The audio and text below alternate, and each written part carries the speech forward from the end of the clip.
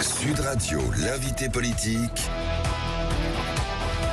Jean-Jacques Bourdin. Notre invité, il est 8h35. L'heure a son importance, vous allez comprendre pourquoi. Notre invité, Karim Bouamrane, qui est maire de Saint-Ouen, en Seine-Saint-Denis. Bonjour. Bonjour, M. Bourdin. Et vous avez lancé votre mouvement, vous êtes au Parti Socialiste, mais vous avez lancé votre mouvement La France humaine et forte. Bien. Il est 8h36 maintenant. Et dans le bureau d'Emmanuel Macron, un homme est face à lui. Et cet homme, c'est François Bayrou. François Bayrou, mais pourquoi est-il dans le bureau d'Emmanuel Macron ce matin? Pour être nommé Premier ministre? Ou parce qu'Emmanuel Macron est en train de lui expliquer qu'il ne le nommera pas? Qu'est-ce que vous en pensez, vous, Karim Bouamrane? Je pense que c'est du 50-50, là. C'est du 50-50, ouais. Mais quand on prend un peu de hauteur, c'est vrai que l'histoire peut apparaître un peu surréaliste, quand même. Ouais. On est dans l'histoire maître des horloges, on change de ministre, censure. Vous l'évoquiez, vous imaginez la peau du petit patron, du maire, de la française et du français qui ont du mal à boucler leur fin de mois, de l'enseignante, de l'enseignant. C'est très, très, très kafkaïen quand même, cette histoire. Oui. Donc là, c'est pour ça que dès le début, moi j'en ai appelé à la responsabilité collective. J'ai une réflexion, je me faisais une réflexion. On ne choisit pas le meilleur pour ce poste. Non, non, non. On choisit celui qui a le moins d'opposants. Mais je suis complètement d'accord avec vous. Le sujet, c'est vraiment une question de posture. Quand est-ce qu'on va arrêter les postures? Moi, ça me saoule, ces postures. C'est vrai que dès le début, souvenez-vous, j'ai eu la chance d'être invité dans vos plateaux. Il y a 3-4 mois, j'avais dit, il faut une personne de compromis. On avait parlé de vous, d'ailleurs, l'été dernier, pour être Premier ministre. Exactement, parce que j'étais une des personnes qui pouvait porter le compromis. Je m'étais fait défoncer, cloué au pilori, notamment par une bonne partie de la gauche, oui, en me qualifiant de sociotraître. Oui. Comme disait Fidel Castro, condamnez-moi, l'histoire m'acquittera. Là, l'histoire m'a acquitté parce qu'une bonne partie des gens de la gauche reprenaient la notion de compromis, pas de compromission. Sauf que là, on a perdu 3 mois. Oui. On a perdu 3 mois. Là, l'heure est grave. Lorsqu'on parle de gouvernement d'intérêt général, national, peu importe. Moi, ce qui m'intéresse, c'est aujourd'hui qu'un budget soit voté, qu'on apporte de la stabilité aux Françaises et aux Français et qu'on arrête cette pantalonnade qui est à 2 doigts de plonger le pays au fond de l'abîme. Ça, il y en a marre. C'est la raison pour laquelle j'ai été sorti sur des propositions. On aura l'occasion d'en revenir. Oui, bien sûr, on va revenir dessus. Donc, on ne choisit pas le meilleur pour ce poste, on choisit celui qui a le moins d'opposants. Là, François Bayrou paraît quand même en première position. François Bayrou, c'est un bon choix? Bon, personnellement, je ne le connais pas. Je pense que, comme on dit dans la cybersécurité, 80% des menaces, ça viennent de l'interne. François Bayrou a beaucoup d'opposants, notamment du côté de LR, au regard de sa prise de position à l'époque de l'élection de François Hollande, oui, où il avait fait la bascule en appelant à voter François Hollande. Oui, c'est Nicolas Sarkozy qui n'en veut pas, quoi. Exactement, c'est Nicolas Sarkozy qui n'en veut pas, totalement.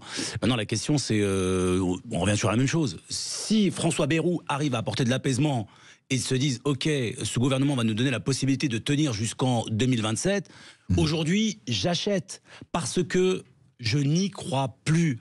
Il faut arrêter de mentir aux Français. Mais vous ne croyez plus à quoi? Je ne crois plus au fait qu'on va arriver à un compromis avec toutes les formations politiques. Parce que, absolument, moi, je me suis réjoui que le président de la République a repris mot pour mot mes propositions, à savoir une première ministre ou un premier ministre qui soit dans la capacité de faire un accord de Yalta avec toutes les formations politiques en partant sur le minimum de décision, c'est-à-dire un budget, des mesures sociales, une trajectoire de désendettement budgétaire pour rassurer les marchés et rassurer les investisseurs pour avoir une trajectoire calendaire jusqu'en 2027 pour éviter la dissolution. Le problème qu'il y a, c'est qu'aujourd'hui, on nous parle de Bayrou. Très bien, que ce soit Bayrou, que ce soit Bernard Cazeneuve, que ce soit... on nous a parlé de Roland Lescure. Très bien, ce qu'il faudrait aujourd'hui, c'est un gouvernement porté par des femmes et des hommes détacher des contingences politiques, politiciennes à court et moyen terme. Parce que qu'est-ce qui va se passer, M. Bourdin? C'est très simple. Si vous mettez un gouvernement, on va dire, centre-droit, dans 3-4 mois, il va être censuré. C'est ce que je disais dans une des antennes Frangine. Dans Barnier, c'était un CDD de 3 mois. C'était couru d'avance. Si vous mettez un centre-gauche, alors tout le monde dit dans mon camp, il faut un Premier ministre de gauche. Oui. Très bien, mais... J'adorerais. Oui, il faudra un Premier ministre de gauche. Oui, il faudra un gouvernement de gauche. Mais ça ne fonctionne pas pour la bonne et simple raison que mettez-vous à la place des LR, des Ensemble ou du RN. si vous mettez un Premier ministre centre-gauche, nous on sera tous contents, on sera au gouvernement, et 2 mois après on se fait censurer. Ils vont nous faire exactement la même chose qu'ils ont fait à Barnier. Donc la question maintenant, c'est aujourd'hui, c'est comment on arrive au regard de la situation à une proposition qui nous apporte stabilité et sérénité. Quelle est la proposition selon vous? Alors moi, la proposition, elle est très simple. Elle est très simple. Le Premier ministre ou la Première ministre, avant toute chose, on va voir ce qui va ressortir du rendez-vous avec Emmanuel Macron, mais en tout cas, la personne qui sera nommée Premier ministre, la première mission à laquelle elle doit s'acquitter, c'est réunir toutes les formations politiques du bloc républicain. En leur expliquant, écoutez-moi bien les amis, on a beaucoup de divergences, on a même 100% de divergences. La preuve, vous venez tous avec des postulats de base. Oui, je veux, mais ça, avec 25 milliards de conditions. Ça ne fonctionne pas, c'est ce qu'on appelle la quadrature du cercle. Réunion des formations politiques, M. Bourdin. Des écologistes jusqu'à LR. Absolument. Parce que le RN n'est pas républicain? Pour moi, le RN, c'est la ligne rouge. On exclut le RN. Bien. On exclut le RN. Et LFI aussi. LFI s'exclut tout seul. C'est une autre ligne rouge pour vous? Ils sont exclus. Est-ce que c'est pour vous une autre ligne rouge? C'est pas moi qui ai mis la ligne rouge pour Jean-Luc Mélenchon. C'est lui qui l'a mise. Il a expliqué qu'il voulait la démission de Macron pour anticiper une élection présidentielle pour qu'il puisse se présenter. À partir du moment où il a évoqué cette ligne rouge, pour moi, je ne suis pas du tout sur cette ligne. Je ne suis pas sur la ligne de faire démissionner le président. Moi, je suis un républicain. Le président de la République a été élu, qui poursuit son mandat. Maintenant, la question, c'est comment on arrive à la stabilité. Donc on réunit. On réunit. Vous avez LR, vous avez le PC, vous avez ELV, vous avez le PS, vous avez Ensemble, vous avez Horizon. Les amis, on n'est pas d'accord. Est-ce qu'on peut se mettre d'accord sur le fait qu'on ne soit pas d'accord? Premier accord. Deuxième accord, est-ce qu'on peut se mettre d'accord que ce qui est au-dessus de tous nos désaccords, c'est l'intérêt suprême de la République et de la nation? Parce qu'il faut faire tourner un pays. Dans ces cas-là, qu'on se mette d'accord au minimum sur un vote d'un budget. Il n'y a pas de 49-3. Et on apporte de la stabilité jusqu'en 2027. Et pour faire plaisir à certaines et certains, M. Bourdin, on va mettre un petit peu de proportionnel. Et la petite proportionnelle, pour ceux qui ont peur pour leur circonscription, parce qu'ils sont adossés à la LFI, vous allez pouvoir vous émanciper. Et là, on apporte de la stabilité. Et dernière condition, et je terminerai là-dessus, pardonnez-moi, j'ai été un petit peu long dans mon explication. Non, dans le gouvernement, ce sont des profils comme vous, M. Bourdin. C'est-à-dire des personnes qui ne sont pas dépendantes d'un agenda politicien, électoral à court et moyen terme. Voilà ce que je propose, c'est très concret. Donc, vous êtes membre du Parti Socialiste. Si fier. François Bayrou est fier de l'être, si François Bayrou est désigné Premier ministre par Emmanuel Macron, est-ce que le PS doit le censurer? Ou s'engager à ne pas le censurer? Si, d'emblée, la posture du Parti Socialiste ou de tous les membres du NFP ou du bloc républicain, c'est avoir un débat qui s'articulerait autour de la censure, ça serait, encore une fois, se perdre dans des postures politiciennes. Encore une fois, on a changé de paradigme. On ne fait pas d'a priori. François Bayrou, Premier ministre, on ne dit pas tout de suite, on va le censurer. Mais si on fait ça, ça serait la quintessence de la débilité et de l'irresponsabilité. Aujourd'hui, vous avez vu la situation dans laquelle on se trouve. Vous parlez avec les représentants des entrepreneurs, des entreprises, vous parlez avec les représentants des maires, les représentants des médecins, des enseignants. Ils se disent, mais où est-ce qu'on va? Je vous donne un exemple très concret, mais vraiment très concret. Dans le projet de loi de finances, il y avait une épure budgétaire de moins 11 milliards pour les collectivités territoriales. Vous connaissez très bien comment ça se passe, vous êtes dans le réel, vous connaissez parfaitement les villes et les maires. Bon. Les budgets se votent la semaine prochaine, début janvier. Oui. Vous avez le 3/4 des collectivités territoriales qui ne savent même pas comment ils vont pouvoir boucler leur budget. Entre les fonds de soutien, le FCTVA, la TVA, les fonds verts, on est complètement perdu. Une ville comme la mienne, à Saint-Ouen, c'est potentiellement moins 4 millions de budget sur 130 millions de budget. Oui. Karim Bouamrane, ni 49.3, ni censure, pas de dissolution avant l'élection présidentielle. Est-ce ce qui a été négocié dans la réunion de mardi? J'ai aucun retour sur ce qui a été négocié mardi. Ce que j'ai ressenti depuis 10 jours, c'est beaucoup de, on va dire, non pas de contradiction, mais on ne sait pas trop sur quel pied danser. Pareil. Je vous parle du PS. J'y viens. J'adore mon parti.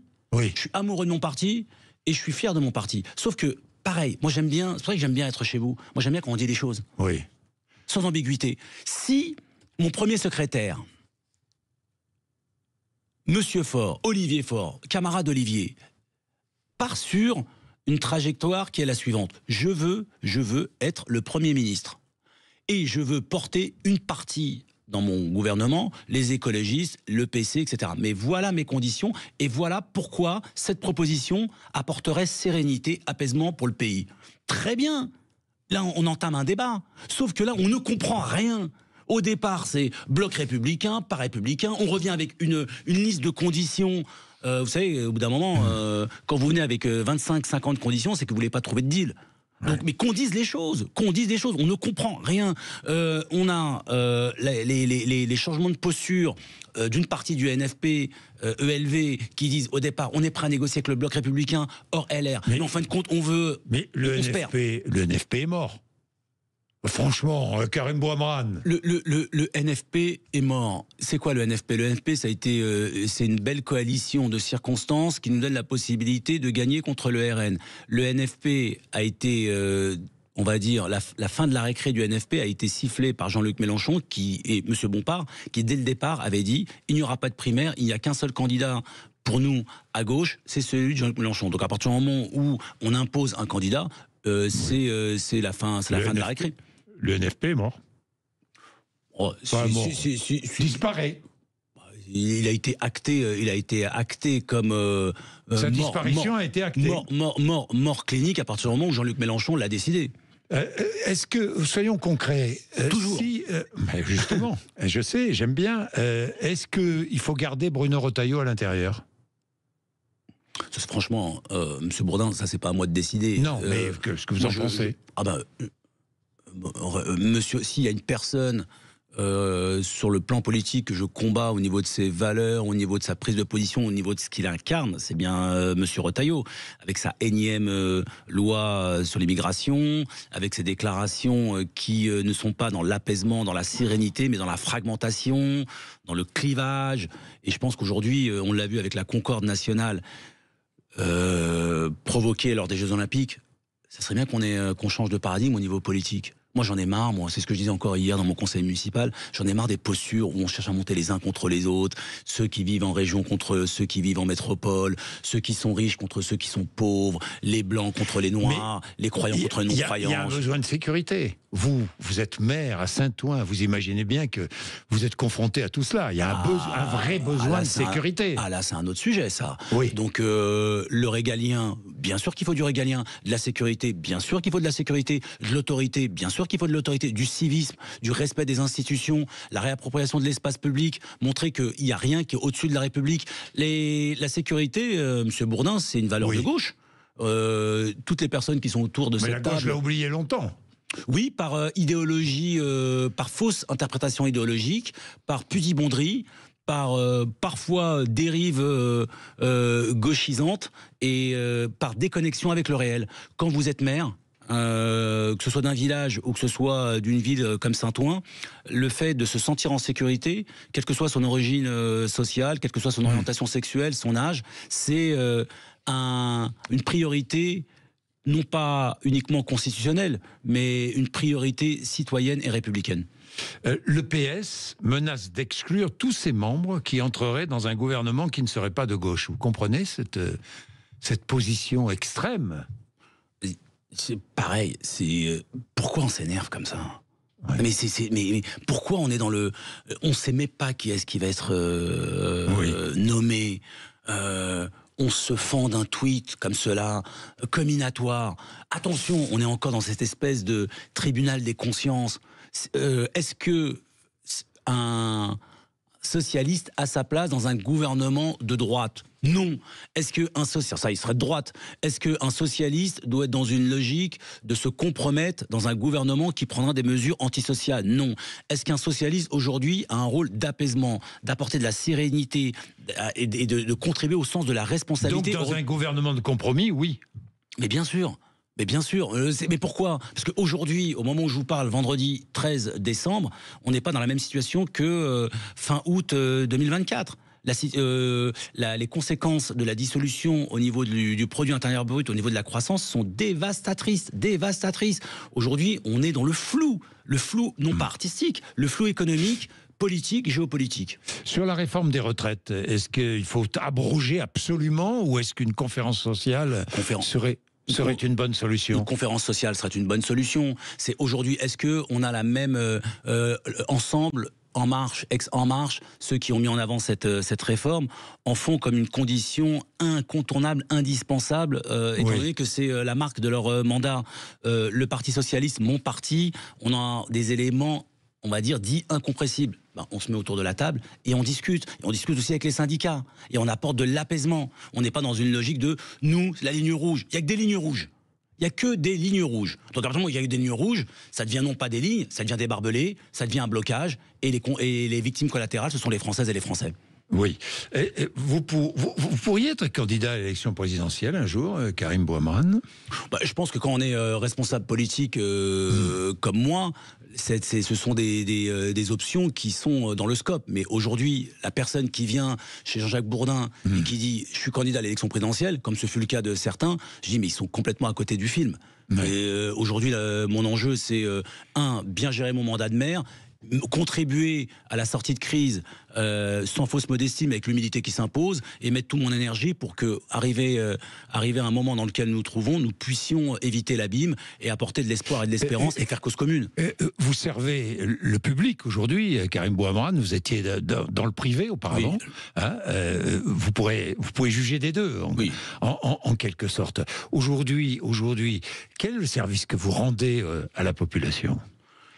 Qu'est-ce que vous cherchez? Vous êtes maire de Saint-Ouen, c'est une ville, 60 000 habitants 60 000 habitants. Saint-Ouen, en Seine-Saint-Denis, un département qui est en plein développement. On le dit parce que la Seine-Saint-Denis est stigmatisée à tort. Un département en plein développement. Qu'est-ce que vous apportez? Qu'est-ce que vous voulez apporter à la population? C'est une bonne question, ça. C'est qu'est-ce qui est...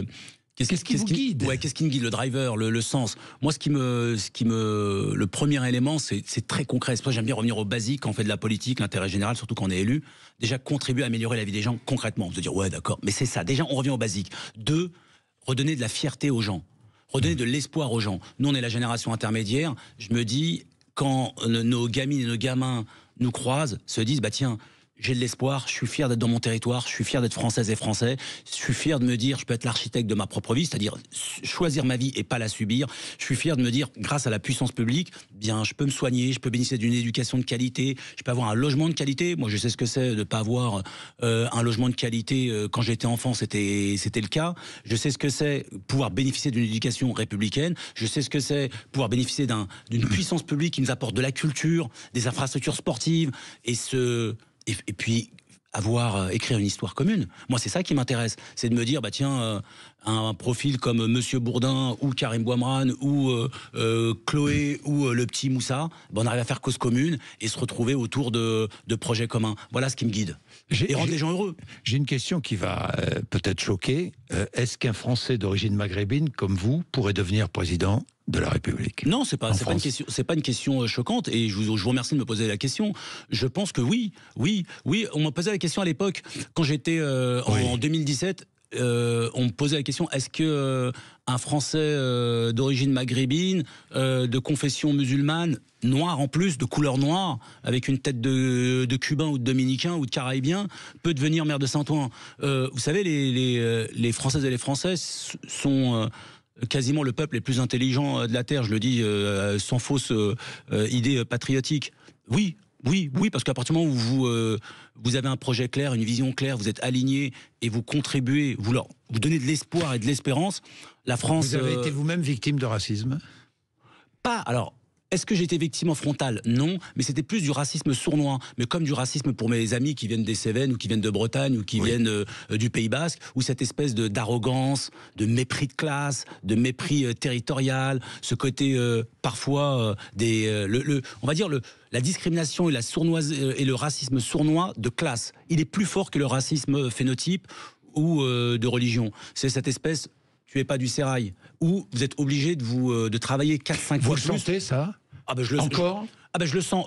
Au sein du Parti Socialiste, dans la classe politique, il n'est pas du sérail, il vient du privé, il est d'origine maghrébine, il est maire d'une ville de banlieue. D'origine maghrébine, pas trop. En revanche, c'est... Maire d'une ville de banlieue? Ouais, surtout d'un territoire péri, comme c'est le cas pour mes amis qui sont maires d'un petit village ou maires d'une ville de région. Ça, on ressent exactement le même sentiment de discrimination. Mais c'est ce qui fait notre force.